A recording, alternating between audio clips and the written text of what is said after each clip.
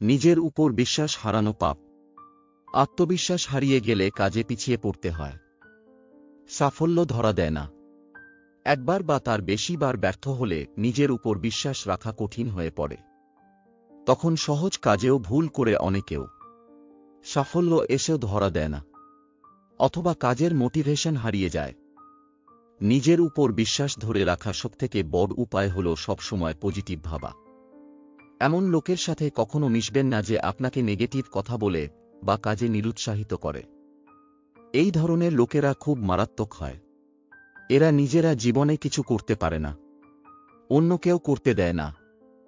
সবসময় চেষ্টা করুন এমন লোকের সাথে মিশতে যারা পজিটিভ।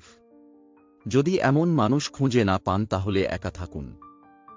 যখন খুব ভেঙে পড়বেন তখন নিজের ভালো দিনের কথা মনে করুন। যে ভালো কাজ করছেন সে সব কথা ভাবুন। চারপাশ দেখুন কত লোক আপনার থেকেও খারাপ আছে, তাদের দেখে নিজেকে বোঝান আপনি কত ভালো অবস্থার মধ্যে আছেন। তাহলেই আত্মবিশ্বাস বাড়বে।